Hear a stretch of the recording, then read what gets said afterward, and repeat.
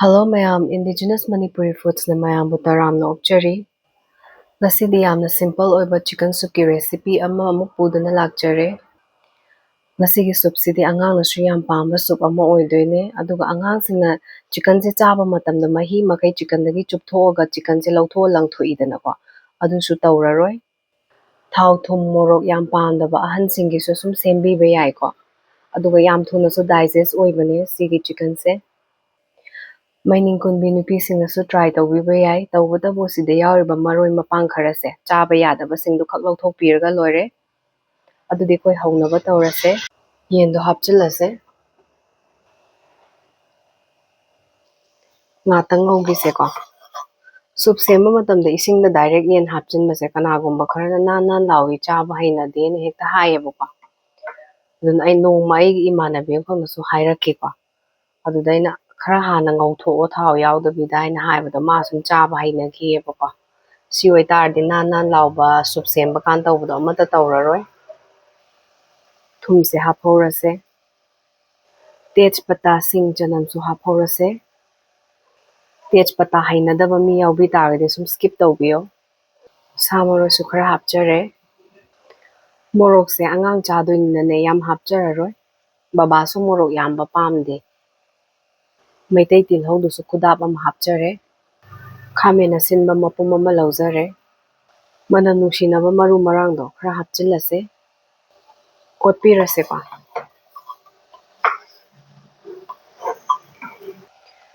kanagumba na machu hapiba pam targasu sum hapchinbiyo ko ado akhoi angangsingdi machu haptabase piingaidi sum soup kumba sembada pijabanina moi hainei adubu angang kharadi hainadaba yawi ko adu yengbiro angangsingna yen thongba charakanda ngasaigi magi matunggi sarukse sum sairakanda kangsillae adagi mahau makai makoi chathokraba chupthokraba loirakandadi sado yotsinba ngamdabida sum othoidana ko adu tawdanaba aina cooker da kamjabani khara thotna kam tardi makhoi loina chaba ngameba ko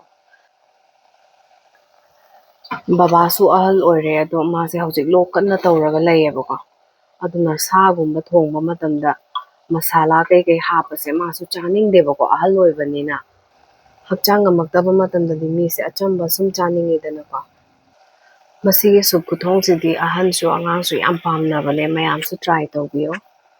mahi se high flame da thambiyo aduga kanghanse saga maroi mapangdugi phajana mana nungsiba ama thoraeba ko gul breast do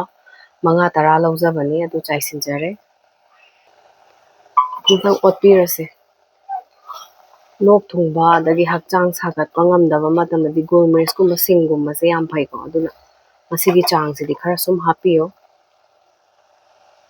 masala su hapoidawni ko khara phajana thongse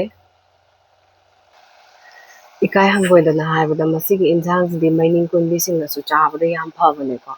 sangom thoktabagi problem kai leibado mahi manai phajana cha taragadi soup kumbase sangom su phajana thokpane angang su masa phaidana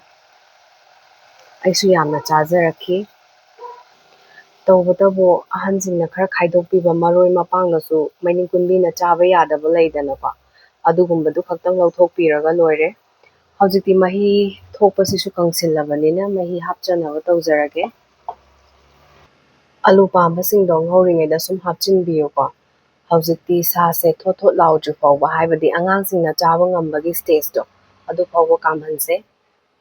yam thotpa pambidaba ahansingdi asum khara thotringaigi da tanjado haidi whistle amani kambagido aduda sum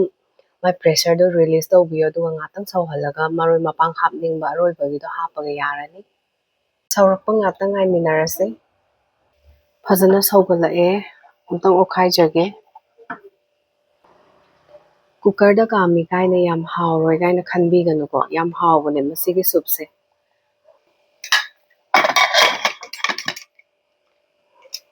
hojikti kamhalase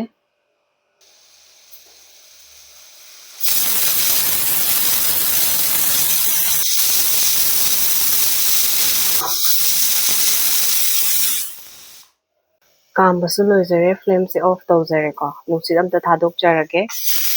nungsit thadooba matungda minute amakhak sawhanjare hojikti sa maroine ꯐꯗꯤꯒꯣꯝꯅꯦ ꯑꯗꯨꯒ ꯇꯤꯜꯍꯧ ꯃꯅꯥꯗꯣ ꯑꯗꯨ ꯍꯥꯞꯆꯤꯟꯖꯔꯦ꯫ ꯑꯣꯠꯂꯒꯦꯀꯣ꯫ ꯃꯅꯝꯁꯨ ꯅꯨꯡꯁꯤꯕꯅ ꯂꯣꯏꯔꯦ꯫ ꯃꯅꯝꯁꯦ ꯇꯥꯕꯗ ꯏꯆꯥꯅꯨꯄꯥ ꯑꯄꯤꯛꯄꯗꯣ ꯉꯥꯛꯂꯩꯇ ꯆꯪꯉꯛꯑꯝꯃꯕꯅꯤ꯫ ꯀꯅꯥꯒꯨꯝꯕ ꯃꯤꯁꯤꯡꯅ ꯁꯥꯁꯦ ꯌꯥꯝ ꯊꯣꯠꯅ ꯆꯥꯅꯤꯡꯗꯕ ꯑꯣꯏꯇꯥꯔꯗꯤ ꯀꯨꯀꯔꯒꯤ ꯋꯤꯁꯦꯜꯗꯣ 3-4ꯔꯛ ꯀꯥꯝꯍꯜꯂꯒ ꯅꯨꯡꯁꯤꯠꯇꯣ ꯊꯥꯗꯣꯛꯄꯤꯌꯣ꯫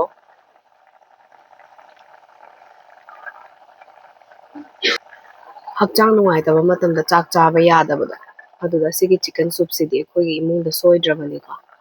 ꯐꯔꯦ, ꯍꯧꯖꯤꯛꯇꯤ ꯄ꯭ꯂꯦꯇꯤꯡ ꯇꯧꯖꯔꯛꯑꯒꯦ꯫